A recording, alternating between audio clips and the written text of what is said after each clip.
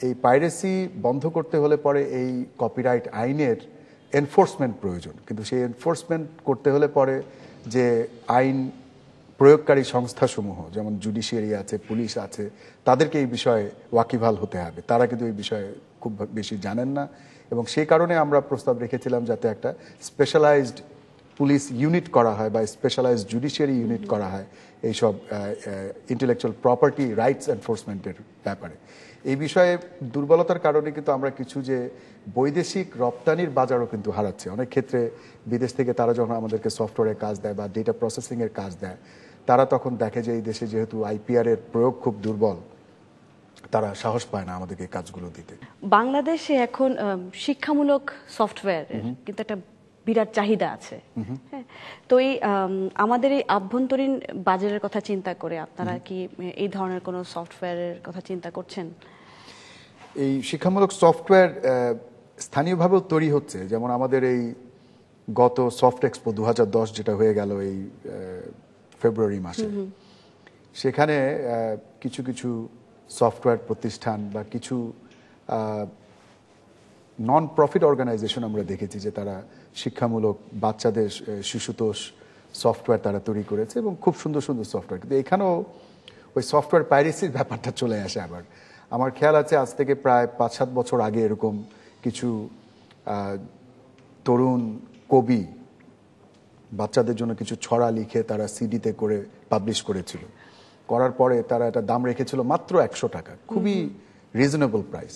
কিন্তু দেখা গেল তার পরের দিন থেকে এগুলো বিভিন্ন বাজারে 50 টাকায় 40 টাকায় বিক্রি হচ্ছে। তারা খুব দুঃখ পেল এবং আমার খেয়াল আছে তখন তারা প্রেস কনফারেন্স করে বলেছিল যে তারা আর সিডিতে করে বিক্রি করবে না, তারা বই ছাপিয়েই বিক্রি করবে। তো এই বিষয়টা আমাদের জন্য খুব ইম্পর্টেন্ট। কিন্তু একটা ভালো দিক হচ্ছে যে আবার যে আমাদের স্থানীয় বাজারে আমরা যারা মূলত বেশি সফটওয়্যার কোম্পানিগুলো তারা কাজ করে এন্টারপ্রাইজ অ্যাপ্লিকেশনসে। এন্টারপ্রাইজ অ্যাপ্লিকেশনসগুলো আকারে এত বড় হয় এবং এগুলো এত বেশি সার্ভিস প্রয়োজন হয় যে এগুলো পাইরেসি করে সুবিধা করা যায় না। বাংলাদেশে কি আসলেই ওরকম জনবল আছে যারা ভালো সফটওয়্যার তৈরি করতে পারবে? আমাদের প্রায় বেসিসের সদস্য সংখ্যা প্রায় 326, এর মধ্যে 200 কোম্পানি হচ্ছে সফটওয়্যার কোম্পানি। এরা যখন তাদের প্রোগ্রামার রিক্রুট করে বা সিস্টেমস অ্যানালিস্ট রিক্রুট করে, মোটামুটিভাবে যে বিভিন্ন ইউনিভার্সিটি থেকে যারা কম্পিউটার সায়েন্সে পাশ করে বা কম্পিউটার সায়েন্স অ্যান্ড ইঞ্জিনিয়ারিংয়ে পাশ করা, এই ধরনের ছেলে মেয়ে নিয়ে থাকে। তবে সেখানে একটা প্রশ্ন আসে যে এই ছেলে মেয়েগুলো হয়তো যে লেটেস্ট প্রোগ্রামিং টেকনিক্সগুলো জানে না বা লেটেস্ট প্রোগ্রামিং প্ল্যাটফর্মের সাথে পরিচিত না।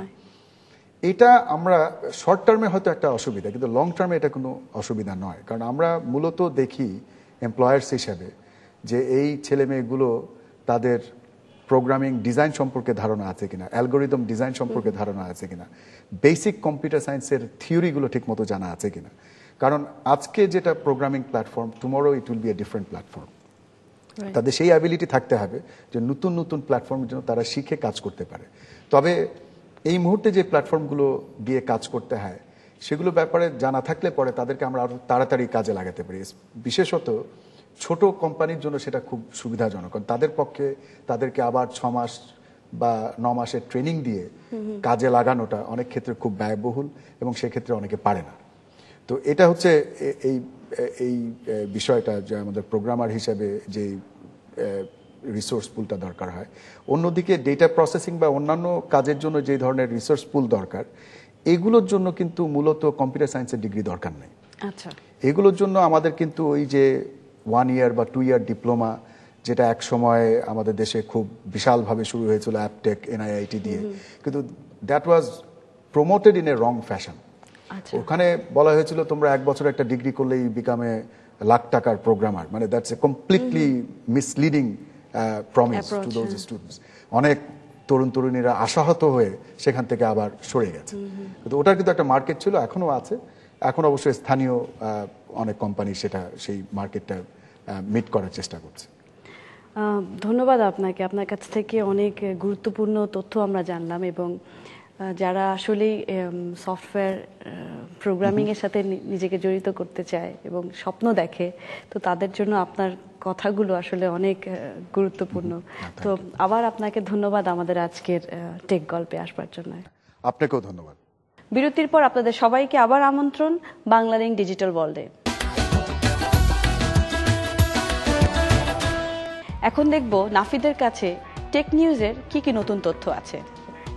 নাফিদ, নতুন কি খবর আছে বলো। ধন্যবাদ অপি। বাংলালিংক ডিজিটাল ওয়ার্ল্ড টেক নিউজে আপনাদেরকে স্বাগতম। আজকে আপনাদেরকে একটা মজার তথ্য দিই। পৃথিবীর সবচেয়ে বেশি ইন্টারনেট ব্যবহারকারী দেশ হচ্ছে চায়না, এবং চায়নাতে আগামী 2 থেকে 3 বছরের মধ্যে 50 কোটি লোক এই সেবা পাবে। এই বিরাট জনসংখ্যার 3/4 আসবে চায়নার গ্রাম থেকে। ভারতে চালু হয়েছে নতুন এক প্রযুক্তি, যার মাধ্যমে আপনি টেলিভিশনের পর্দায় দেখতে পাবেন আপনার কোনো ইমেল এসছে কিনা। ইউরোপ আমেরিকায় এই প্রযুক্তি অনেক আগে থেকেই ছিল এবং তাকে বলা হয় ইন্টারঅ্যাক্টিভ টিভি, এবং এই প্রযুক্তির মাধ্যমে আপনি ইভেন ঘরে বসে টিভির সামনে চ্যাটও করতে পারবেন। টেলিভিশন কিন্তু ভারতের আগে আমাদের দেশেই এসছে, সো আমরা আশা করতে পারি এই প্রযুক্তি আমাদের দেশে কিছুদিনের মধ্যেই চলে আসবে। মোবাইল ফোনে আপনি এখন থেকে শুনতে পাবেন ইন্টারনেট রেডিও। লেমন24 একটি ইন্টারনেট রেডিও প্রতিষ্ঠান, তাদের এখন মোবাইল ভার্সন বের করেছে। এর জন্য আপনার যা দরকার হবে একটি জাভা সমর্থিত মোবাইল টেলিফোন। আপনি lemon24.com থেকে তাদের এই অ্যাপ্লিকেশনটি ডাউনলোড করে নিয়ে অনায়াসে শুনতে পারবেন ইন্টারনেট রেডিও। বহু জনপ্রিয় strategy game Age of Empires এখন আপনি আপনার মোবাইল ফোনে খেলতে পারবেন, তবে অবশ্যই আপনার ফোনটি জাভা সমর্থিত হতে হবে এবং আপনি গেমটি ডাউনলোড করতে পারবেন www.waptrick.com থেকে। বিশ্বকবি রবীন্দ্রনাথ ঠাকুরের রচনাবলী অনেক মোটাসোটা অনেকগুলো বই, এবং সবার কাছে হয়তো সবগুলো কালেকশনে নেই, বাট কোনো চিন্তা নাই, আপনারা অনলাইনে এখন পুরো রচনাবলী পেতে পারেন। এই সার্ভিসটি আপনাদের কাছে এনে দিচ্ছে পশ্চিমবঙ্গের ভাষা প্রযুক্তি গবেষণা ইনস্টিটিউট, এবং আপনি এমনকি এই পুরো রচনাবলী কপি করে আপনার নিজের কম্পিউটারে নিয়ে আসতে পারেন। এই রচনাবলীটি আপনি পেতে গেলে আপনাকে লগ ইন করতে হবে www.robindro-rochanaboli.nirt.org এই ওয়েবসাইটটিতে, যেটি একটি ইউনিকোড সমর্থিত Bangla website. Banglalink digital world take tips আপনাদের স্বাগতম। আজকে আমরা জানবো ভাইরাসের হাত থেকে কিভাবে রক্ষা পেতে হয়। আমরা সবাই ইউএসবি ড্রাইভ ব্যবহার করি, আমাদের সবার পকেটে হয়তো একটা করে ইউএসবি ড্রাইভ পাওয়া যেতে পারে। এই ড্রাইভটির মাধ্যমে আপনার বাসার কম্পিউটারে, ইভেন আপনার অফিসের কম্পিউটারে, ইভেন আপনার বিভিন্ন জায়গায় আপনার বন্ধুর বাসা থেকে বা সাইবার ক্যাফে থেকে ভাইরাস আপনার বাসার কম্পিউটারে আসতে পারে। সো এই ড্রাইভ ব্যবহার করার সময় আমাদেরকে অনেক কেয়ারফুল থাকতে হবে। এবং সেটা কিভাবে করব? আমরা যখন কোনো একটি ইউএসবি ড্রাইভ কোনো জায়গা থেকে ব্যবহার করে আমার নিজের কম্পিউটারে নিয়ে আসবো, তখন অবশ্যই সেটিকে একটি অ্যান্টিভাইরাস সফটওয়্যার দিয়ে চেক করে তারপরে সেটি ব্যবহার করব। এবং অন্য কোনো অচেনা মানুষের ইউএসবি ড্রাইভ আমাদের কম্পিউটারে ব্যবহার করার জন্য একইভাবে আমরা সেটিকে চেক না করে কখনোই ব্যবহার করব না। ফেসবুক বা ইমেইলে আপনাকে যদি কোনো লিঙ্ক পাঠানো হয়, তাহলে না বুঝে সেই লিঙ্কে কখনো ক্লিক করবেন না। আপনার সেই লিঙ্ক যদি আপনাকে আপনার ইমেল ইউজার নেম এবং পাসওয়ার্ড জানতে চায়, তাহলে কখনোই সেটা দিবেন না। এতে করে আপনার আইডেন্টিটি থেফট হয়ে যেতে পারে। আপনার পাসওয়ার্ড যদি অন্য কোনো মানুষের হাতে চলে যায়, তাহলে আপনার যে শুধু তথ্য হারিয়ে যাবে তাই না, আপনি অনেক বিব্রতকর পরিস্থিতিতেও পড়তে পারেন। আরেকটি টিপস দিই, আপনি যদি সাইবার ক্যাফে কিংবা আপনার বন্ধুর বাসায় গিয়ে ইমেল চেক করেন অথবা ফেসবুকে যান, তাহলে অবশ্যই লগ আউট করতে ভুলবেন না। এবং ব্যবহারের পর অবশ্যই কম্পিউটারের হিস্ট্রি এবং কুকিজগুলো মুছে দেবেন। এটি আপনি যে কোনো ব্রাউজারের টুলস অপশনে গিয়ে পেতে পারেন। পাসওয়ার্ডের ব্যাপারে একটা গুরুত্বপূর্ণ টিপস, নিজের পাসওয়ার্ড অবশ্যই মুখস্থ করবেন, এবং যদি মুখস্থ না করতে পারেন তাহলে কোথাও লিখে রাখলে সেটাকে তালাবদ্ধ অবস্থায় রাখবেন। সহজ পাসওয়ার্ড যেমন নিজের নাম, জন্ম তারিখ, 1 2 3 4 এগুলো কখনো পাসওয়ার্ড হিসেবে রাখবেন না। হ্যাকাররা এগুলো খুব সহজেই বুঝতে পারে। পাসওয়ার্ড যে শুধু আপনার ইমেল অ্যাকাউন্ট বা ফেসবুক অ্যাকাউন্টের জন্য দরকার তা কিন্তু না, এখন বিভিন্ন আর্থিক কাজেও পাসওয়ার্ড লাগে।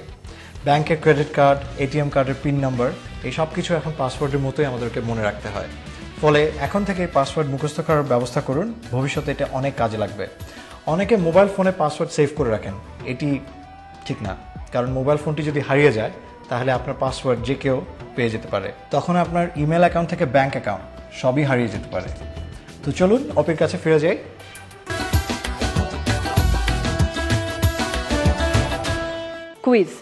কুইজের উত্তর কিভাবে দিতে হবে সেটা জানিয়ে দিচ্ছি। আপনার মোবাইলের মেসেজ অপশনে গিয়ে লিখুন DW স্পেস, তারপর সঠিক উত্তর A অথবা B অথবা C এবং পাঠিয়ে দিন 4567 নাম্বারে। উত্তর দিতে হলে বাংলালিংকের যে কোনো নাম্বার ইউজ করতে পারেন। চলুন জেনে নেই আজকের কুইজ। এই কুইজের উত্তর পাঠাবেন এই পর্ব প্রচারের ঠিক 4 দিনের মধ্যে। মোবাইলে স্বাস্থ্যসেবা পেতে কত নম্বরে ডায়াল করবেন? A 678, B 567, C 789। এবারে জেনে নেই গত পর্বের বিজয়ীর নাম এবং কুইজের সঠিক উত্তর। সিম কার্ডের সিম শব্দটির মানে কি? সঠিক উত্তর সাবস্ক্রাইবার্স আইডেন্টিফিকেশন মডিউল। গত পর্বের বিজয়ী হলেন আজকের বিজয়ী আশরাফুল আজম 01911740581। আপনাকে অনেক অনেক অভিনন্দন। আপনার কাছে পৌঁছে যাবে আপনার পুরস্কারটি। এই ছিল আমাদের আজকের বাংলা লিংক ডিজিটাল ওয়ার্ল্ডের আয়োজন। আমাদের অনুষ্ঠান কেমন লাগলো অবশ্যই জানাবেন। আর এই অনুষ্ঠানটি আরেকবার দেখতে হলে লগ অন করুন ইউটিউবে অথবা যোগ দিন আমাদের ফেসবুক গ্রুপে। ভালো থাকুন সবাই।